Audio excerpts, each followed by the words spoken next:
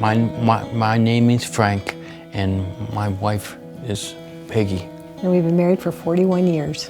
In 2015, Frank had a massive stroke. Frank's stroke affected his speech center of the brain, so it's miraculous that he can speak at all, but his speech is a little bit slow, and that's really the only lasting effect from the stroke. Peggy's been my rock my whole life, and I'm really grateful for my little wife and my God.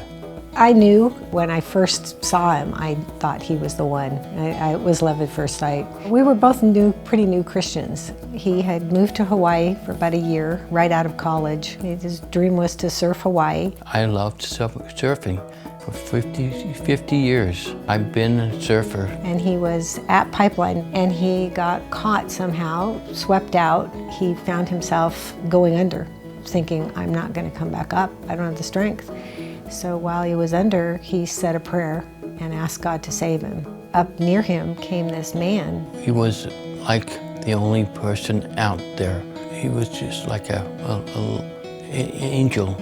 12-foot waves coming in. He goes, okay, you got to go down and He was telling you to dive under the waves? Yeah, I tumbled down all the way to shore. Like looked around for him. He wasn't there.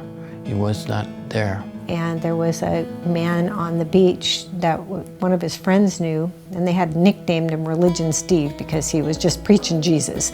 And that day, he accepted Christ. The guy said, well, what happened out there?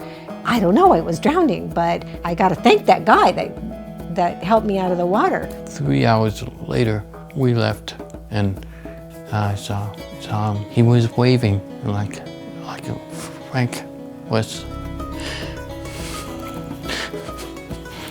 And he still to this day believes that, God sent that man to save him.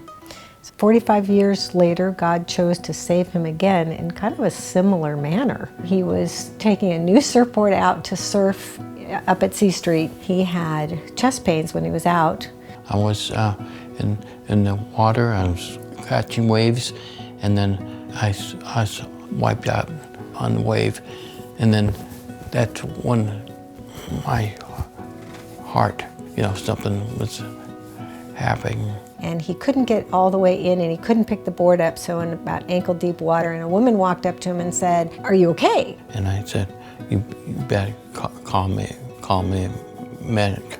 And so she called 911. They took him off to the hospital. While I was trying to then punch the address in so I knew where I was going, a woman came up and she knocked on the window. She goes, can I pray with you?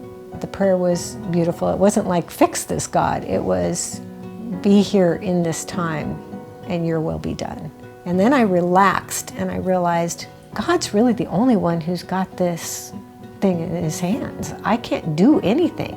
And then the surgeon comes out. I could tell by his face that Frank was okay, but he kept saying, Frank had the Widowmaker. Do you understand what I'm telling you? I'm like, yeah, I kind of got what that means, right?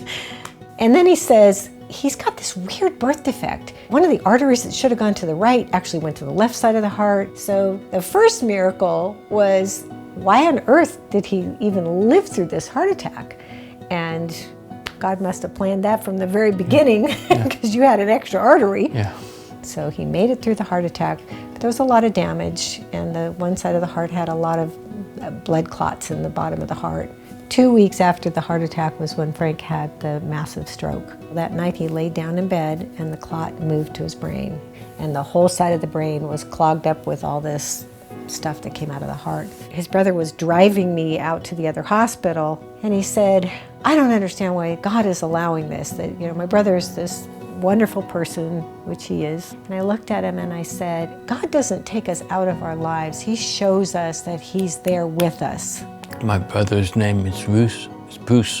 When I became a believer, my brother, he saw a change in me. When he got out of the hospital, he said he wanted to go to church on Sunday.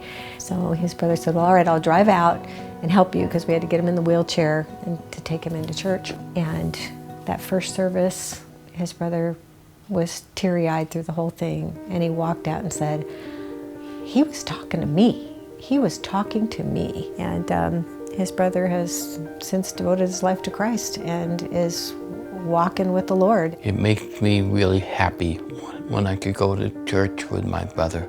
Even if this is a testimony to only one person and that person comes to Christ, then it's worth it. And so we're grateful to God that we can see how He is using something really horrible that's happened in our lives to affect other people so that they too see that they can have faith when they're going through something really awful. God walked us through each of these things and provided the best possible circumstance that could have happened. No matter what the outcome was, I knew God was in it, and I trusted Him. Yeah, I was grateful for God. He saved my life again. The fact that you were able to say what you can is absolutely miraculous. I'm tearing up. This is like the most he's ever talked. Yeah. God uses it all.